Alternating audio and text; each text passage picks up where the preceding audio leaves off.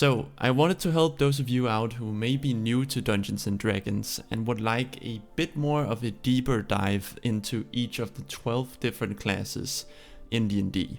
Meaning that for this video I will touch a bit more on the roles that each class can fill out, their unique abilities, and also the subclass options, which are basically different flavors of each of the classes. All of this information will be based on the 2024 set of rules for D&D, meaning that the subclasses I will bring up and mention in this video are all from the 2024 Player's Handbook for Dungeons and Dragons. If you're playing the 2014 rules, most of the information will still apply to you. However, it is a bit more tailored to the new rules. That's the way I've created this video. Alright, with that said, may I present to you my 2024 Basic D&D Class Overview presentation. Not a long name at all, it's the perfect name for this. So the first class we'll be talking about is the Barbarian. A fearsome warrior unleashing primal fury and raw physical power, thriving on rage to both deal and survive devastating blows. So the Barbarian is a martial class, meaning that it is a melee class. They don't have access to spells, so they rely on their weapons. In terms of the roles that they can fill out in a party, it's mainly damage and tank. So it's a class that has a lot of health, actually the most amount of health of all the 12 classes. And they also deal a ton of damage with whatever weapons they use. And because of this is a class that also relies on strength, mainly for its key ability score. So that's important if you're building a Barbarian. You want to make sure that you have your strength as a pretty high score, if not the highest. Barbarians' unique abilities is their rage, which is something you can enter with a bonus action. You become more powerful, you become more resistant to damage, you take less damage from a lot of types of attacks, and you also deal more damage with this rage. And depending on the subclass or flavor of Barbarian you've chosen, other features and abilities will also be tied to this rage, empowering it in different ways. So in terms of the subclasses that will be available to you if you are a Barbarian, you have four. There are 4 subclasses for each class, and they are Path of the Berserker, Path of the Wildheart, Path of the World Tree, and Path of the Zealot.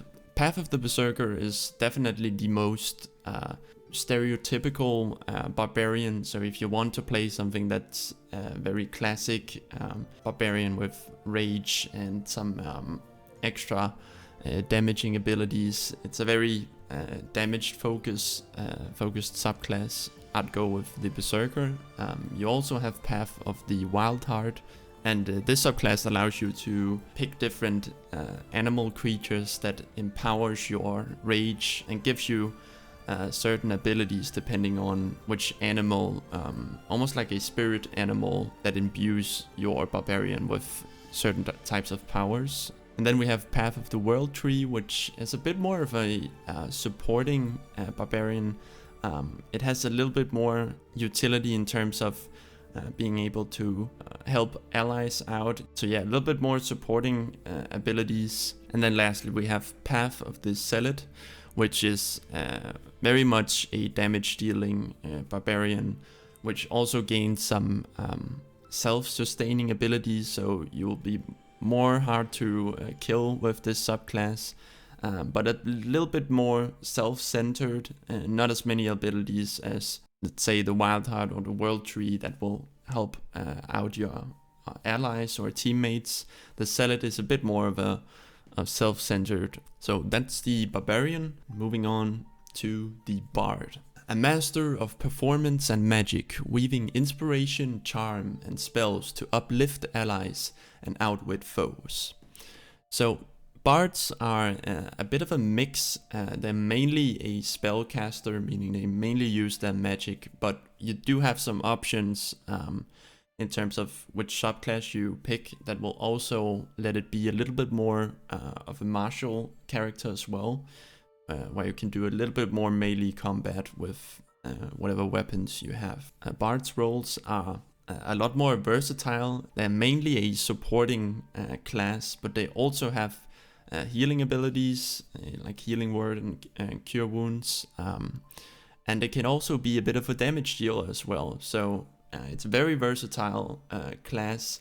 And yeah, it's a charisma-based caster, so they use their charisma stat for their magic. And yeah, their unique abilities are mainly the Bardic Inspiration, where you can select some of your allies and give them an extra d6, but it scales up as you level up, which they can add to ability checks or saving throws, basically helping your allies succeed in whatever they're doing. And you also have a feature called Jack of All Trades. They have a lot of features like Jack of All Trades and skill proficiencies that allow them to be very effective outside of combat, and in different social situations as well, because they also are a charisma-based character.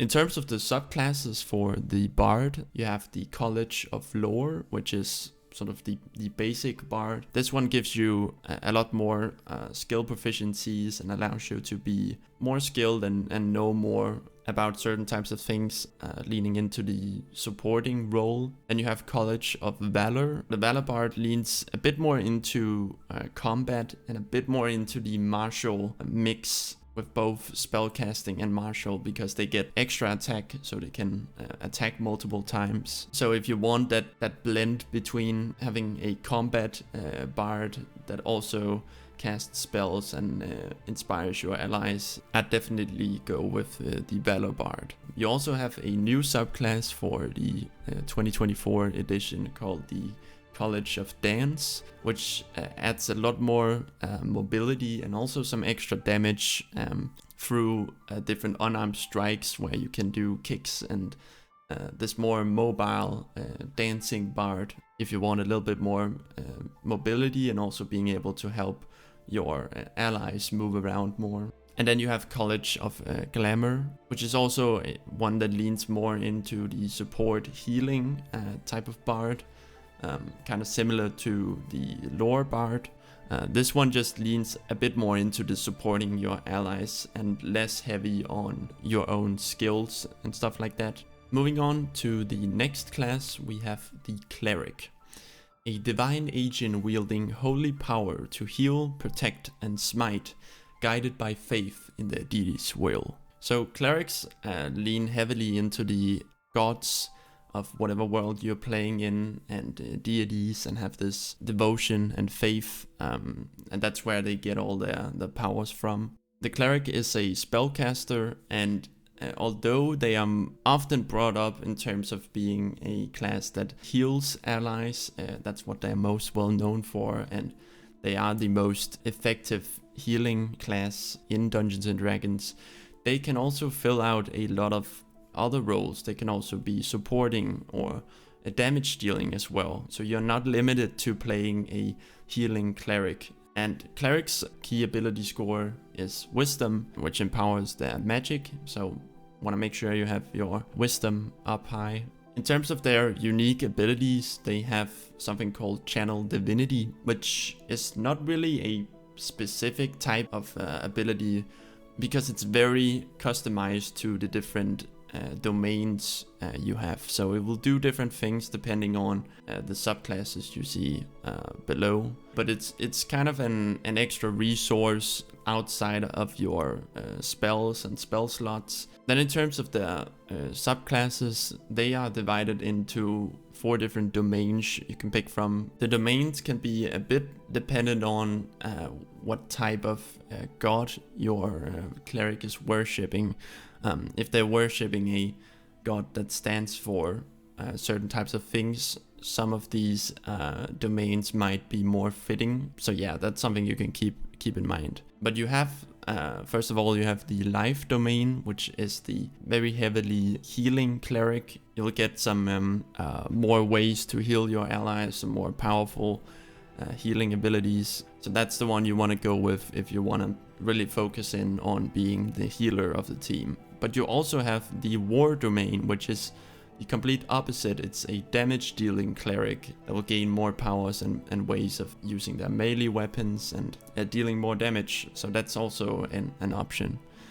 Then you have a light domain, which is also a more damage dealing cleric, but they have more light themed abilities, lighting up the darkness and dealing fire and radiant damage, which is sort of like an opposite to the final one, which is trickery domain, which a domain that's more focused on deception and subterfuge. So they have more illusion type abilities, or abilities that will make them invisible, kind of more dark themes, sort of an opposite or contrast to the light domain. So yeah, there are many different types of clerics you can play. They are not just bound to be healers. Trickery domain and light domain clerics, they can also pick healing abilities, so it's not like you can't do that at all unless you pick life domain. It's just dependent on how heavily you want to lean into that. Something I also want to mention in terms of the subclasses available in the player's handbook. Some subclasses will be more tied to a specific setting or a specific world, and something you will see a bit later on as we go, that some subclasses are very heavily tied to a specific realm in the D&D universe, and can be a bit hard to make sense or apply if you're playing in a completely different world. So it's again very important to work with your dungeon master or game master when you're creating characters. And yes, that means it might be a bit more limited. You might not have all the 4 subclasses available because 2 of them don't make sense in terms of the world, but you'll see that a bit later on. I think it kind of sucks. I would prefer if it was more general, if it was more a type of character you could see in a bunch of different worlds instead of being very tied to a specific type of setting. So moving on to the Druid. So druids are guardians of nature who command the elements and transform into beasts, connecting deeply with the wild. So druids are also spellcasters, and their roles are mainly either damage dealing or have a lot of supporting abilities. They also have some healing abilities, but I kind of decided to not put them as a healer. So their key ability score is wisdom, and the druid's main unique ability is their wild shape, which allows them to transform and take the shape of different animals and become this animal to either fight in that form or sneak in different places or kind of scout an area. There are many different use cases for this. But also with the new 2024 rules, you can also use these this wild shape ability to use it for your magic instead. You don't have to be a druid that transforms into animals. In terms of the subclasses, we have different circles basically. So we have Circle of the Land, which is your more magic leaning druid, so leans a bit more into a druid that doesn't use their wild shape quite as much. But you also have Circle of the Moon, which is a heavy wild shape focused subclass, so that will really empower your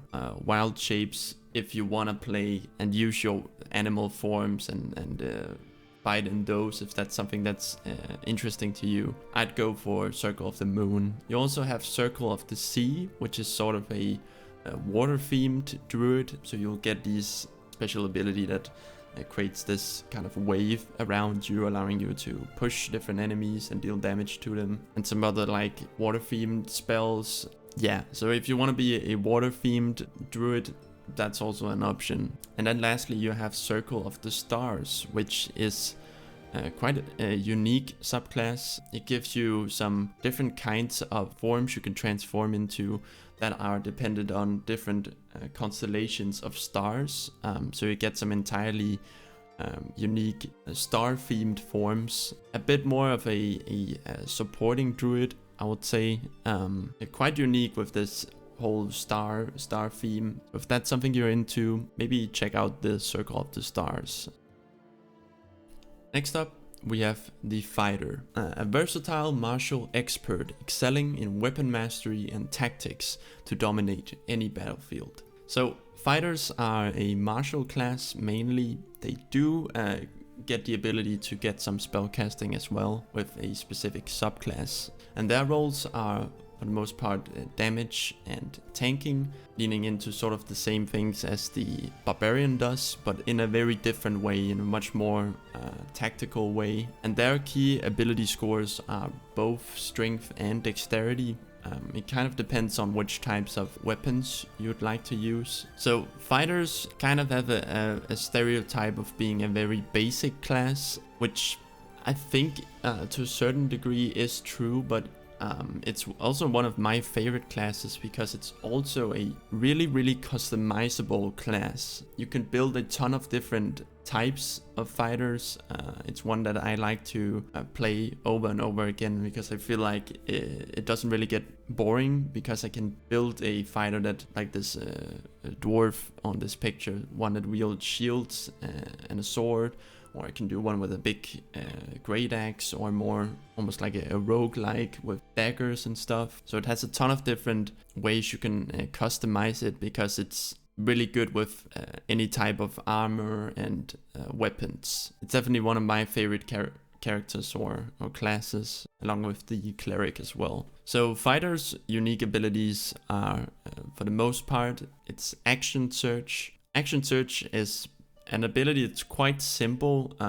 You basically get an extra action, which allows you to attack twice as many times, for example. So if you had 2 attacks, you can action search afterwards and get 2 extra attacks basically. So it's a pretty simple ability, but also a really cool one, and quite powerful. So that's Action Search. You also have Second Wind, which can be used for multiple different things, like healing the fighter or healing yourself. But it can also be used to re-roll ability checks, so helping you succeed at things outside of combat as well. So those are the 2 main unique abilities to the fighter. Again, kind of simple abilities, but a variety of use cases, I'd say. In terms of the subclasses, you have the Battle Master, which is your more tactical fighter.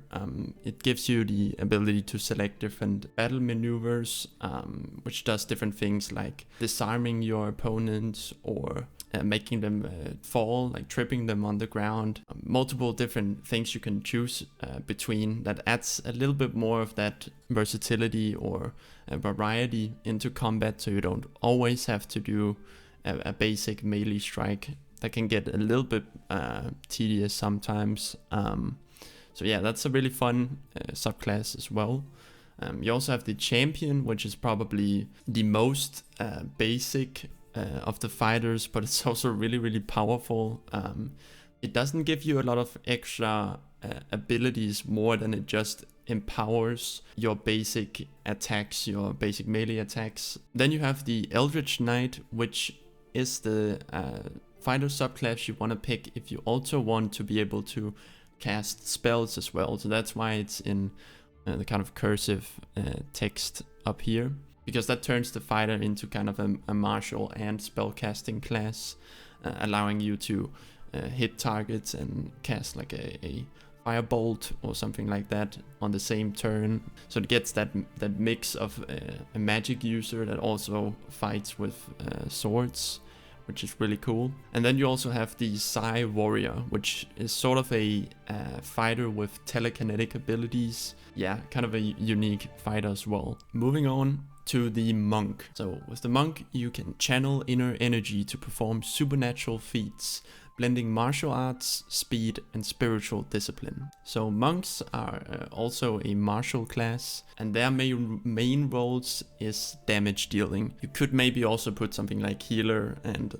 support in one subclass in particular, but mainly a damage dealer. Their key ability scores are strength and dexterity, and wisdom is also a ability score to have decently high, because that affects some of your abilities as well. So monks have some unique abilities. They have a lot of cool special abilities, but I picked out 2 that kind of stands out, and that's their martial arts, which allows them to deal more damage with unarmed strikes, but it also works for different weapons like a quarterstaff, like the weapon that this dragon on the pictures is wielding. And you also have a unique ability called deflect attacks, which literally allows you to not only completely block a attack, it can be an arrow or a sword trying to hit you. You can completely mitigate that damage, but you can also send it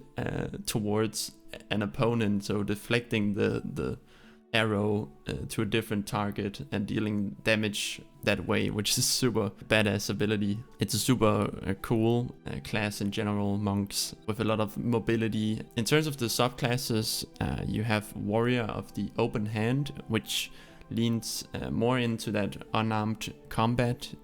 You also have Warrior of the Elements, so this is the more Avatar, the Last Airbender inspired monk, allowing you to do different abilities empowered by the different elements, like wind or fire or something. And then you have Warrior of Shadow, which is almost like a ninja type of monk. One of the abilities is being able to teleport while in shadow or in shade. Also a super cool subclass. And then you also have Warrior of Mercy, which was the one I was kind of alluding to in terms of calling the monk a supporting and healing class, because this particular subclass gives you the ability to do some healing as well. So a wide variety of different styles of monks, all really cool in their own way. Next up we have Paladin.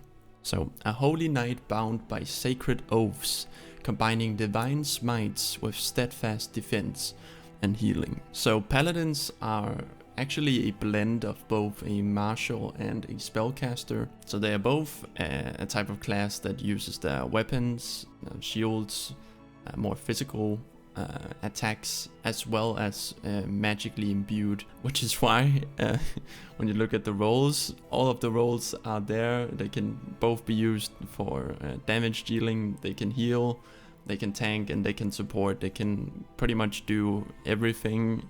It's a very powerful class in that way. I will say it allows you to lean into these aspects depending on what you want, but they can do pretty much all 4, I'd say. And in terms of their key ability scores, that would probably be strength and charisma, because charisma is what they use for their magic, and strength is for the types of weapons, usually like a great sword or hammers or something. And they have something called divine smites, which is basically their weapon attacks being imbued by divine magic to deal a ton of damage, but it can also have some extra effects.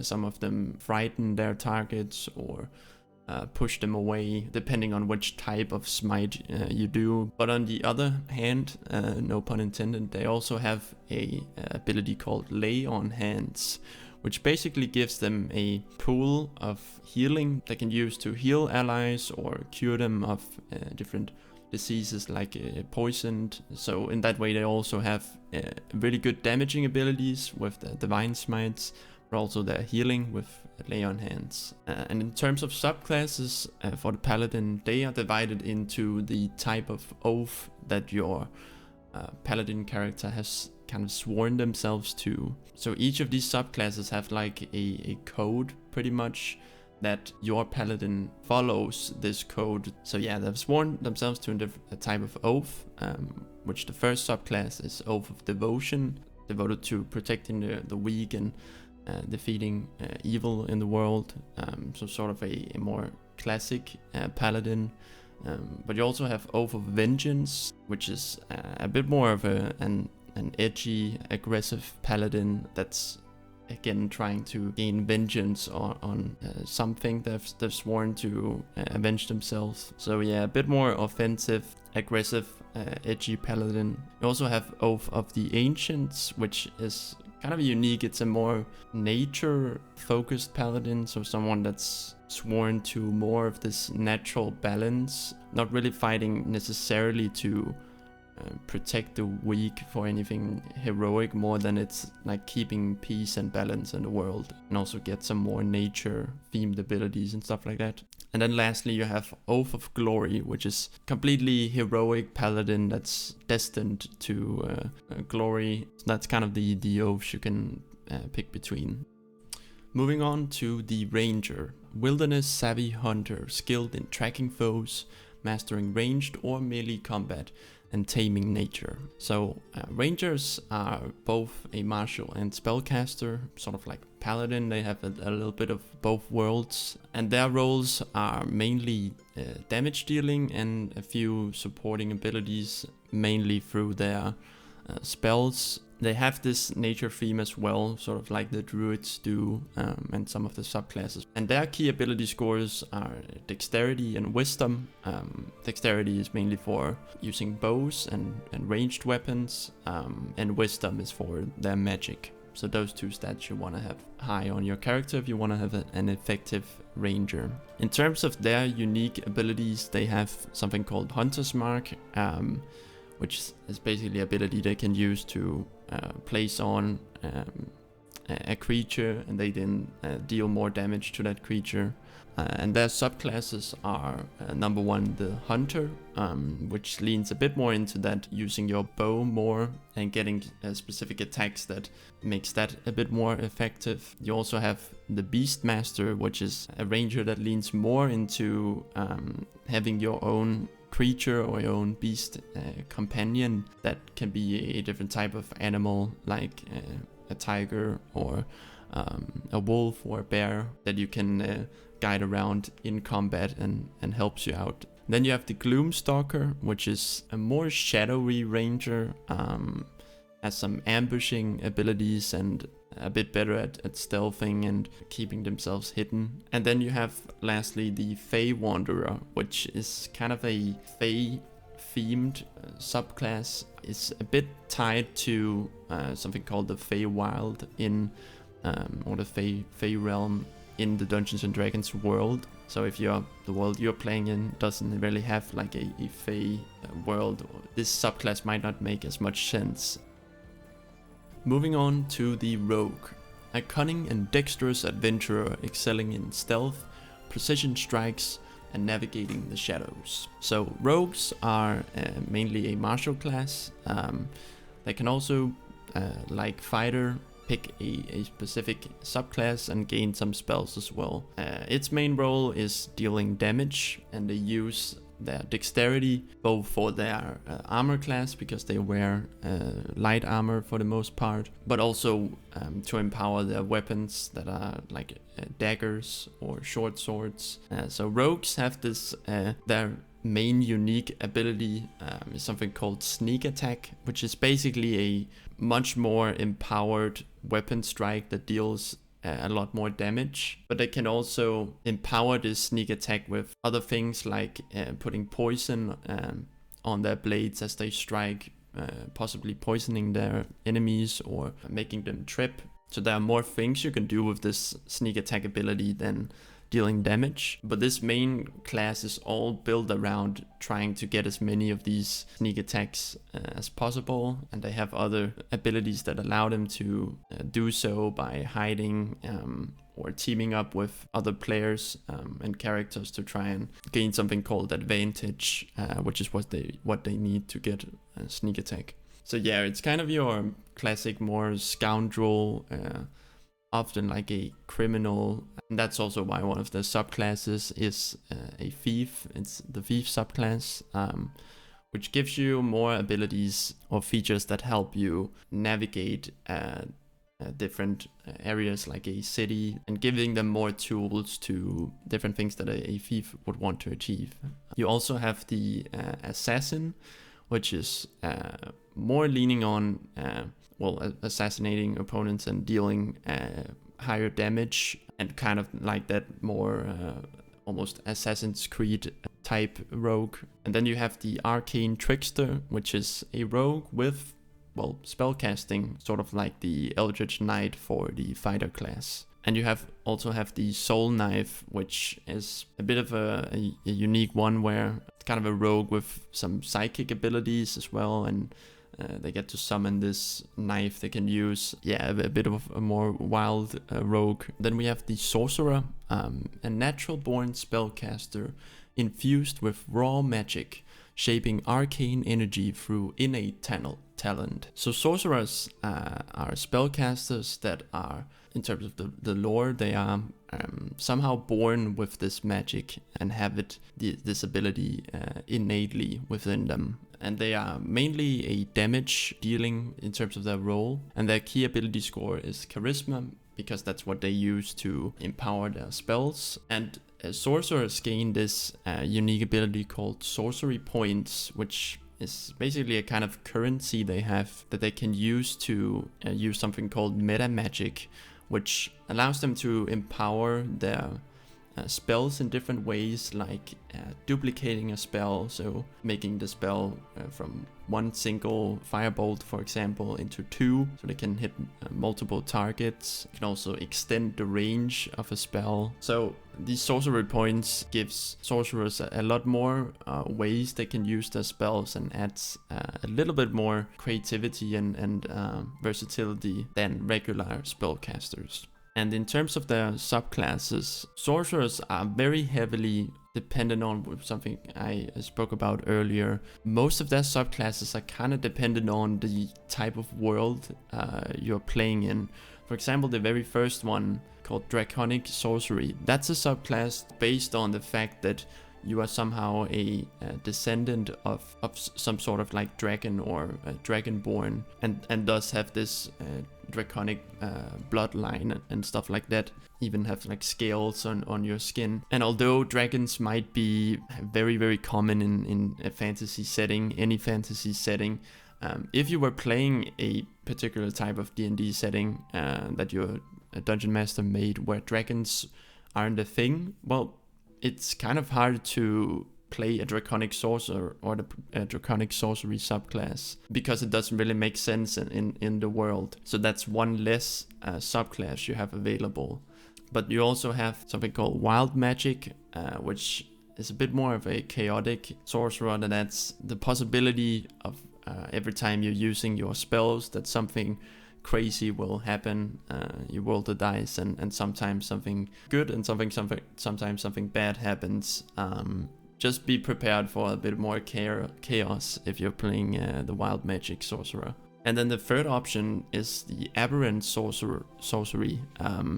And once again, this one is very tied to the sort of aberrations and astral plane in Dungeons and Dragons, that you're somehow touched or imbued with some of this otherworldly magic, gaining some weird psychic abilities and stuff like that, which once again, it's not all settings or worlds where this really makes sense. So that's another one that might not be available to you.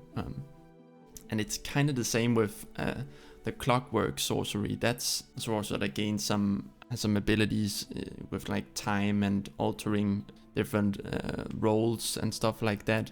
And the whole subclass is sort of tied to a very specific plane or realm in the Dungeons and Dragons world or setting, Forgotten Realms.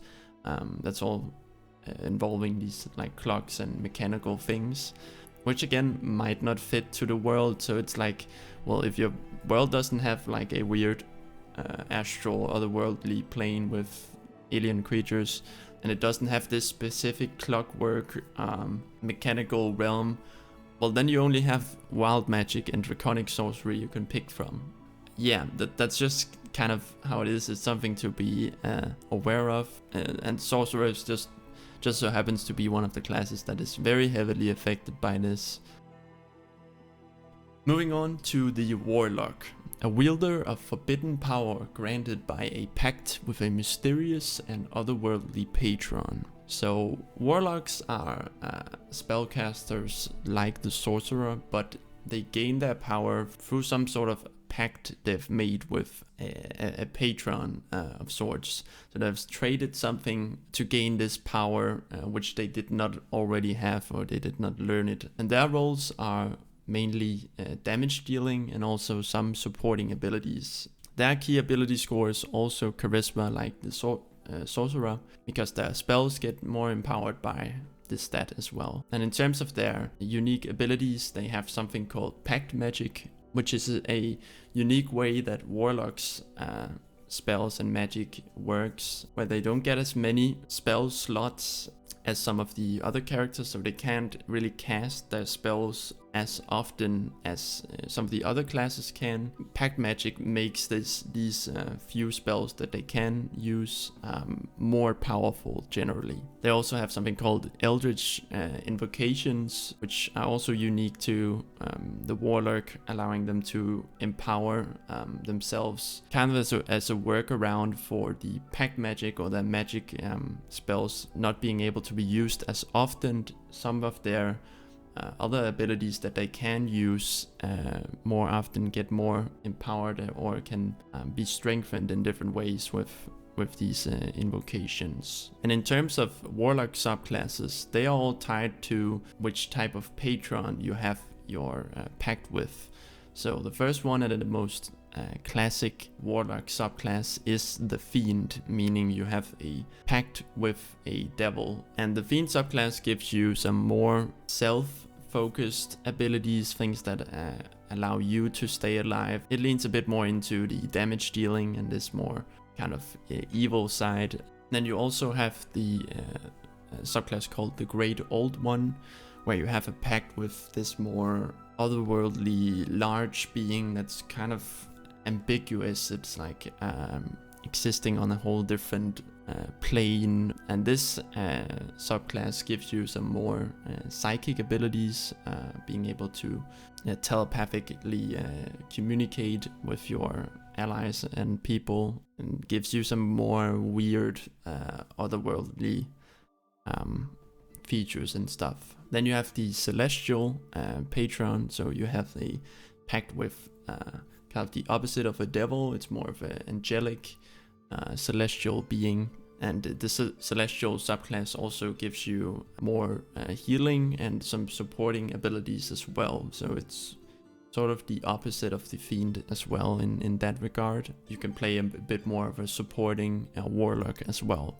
And then you have the Archfey, which once again is a more Fey themed Warlock, kind of dependent on what kind of Fey creatures exist in the world that you're playing in. But that also gives you some more supporting abilities. Alright, the final one, the final class we have is the Wizard. So the quintessential arcane scholar, learning spells through rigorous study and wielding unmatched magical knowledge. Well, wizards are spellcasters that gain their powers through studying the arcane and learning spells. So much more intellectual spellcasters than something like the Sorcerer and Warlock. So they are different in that regard, from very more roleplay perspective as well. Yeah, it's a spellcaster. Their roles are mainly damage dealing or support, depending on what kind of wizard you are. And their key ability score is their intelligence.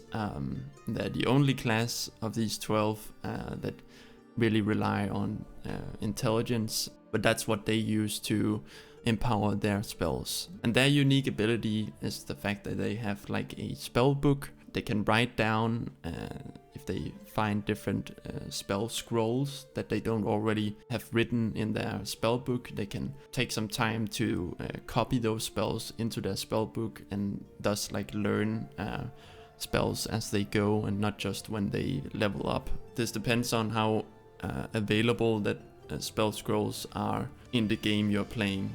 Wizards are also a spellcaster that has a lot of different spells and abilities they can choose from. So it's really one that you can also, like the fighter, kind of customize in many different ways. Subclasses are also kind of centered around a specific type of magic. So you have a subclass, the first one called the Abjurer. So that focuses on a type of magic called Abjuration magic, which in simple terms is like defensive magic. That's the way you can think of it. So that leans into more supporting abilities that keeps yourself protected and your teammates. And it doesn't mean you only get to pick defensive spells. You can still have a bunch of other spells as well. You just decide which type of magic you put your focus on. There's the Abjuration for defensive abilities.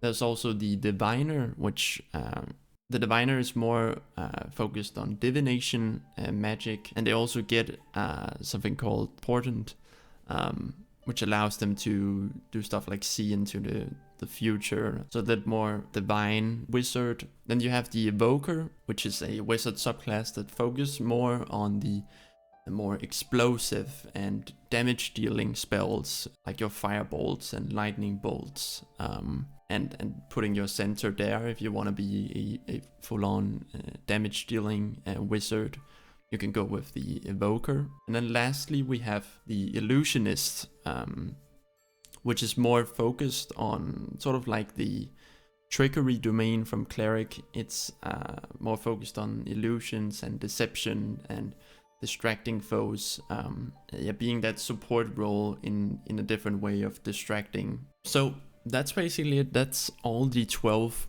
classes. I know this was a lot of information to take in. Feel free to rewatch it, but I hope it gave you a little bit more of an idea without getting bombarded with details, but it gives you a little bit more of an idea of each of the different classes, hopefully making the decision of which class you want to play and perhaps which subclass you want to play a bit more easier. The best way to go about that is to pick whichever one is the most interesting to you, because I believe that passion and the personal interest, that's gonna really have an impact when you're playing the game. It's gonna shine through and make your experience much more fun if you actually really care about or are really interested in your own character. So that's basically it. Thank you for watching. I hope you enjoyed, and hit the like button if you did. And with that said, I'll just see you in the next video. Have a great day.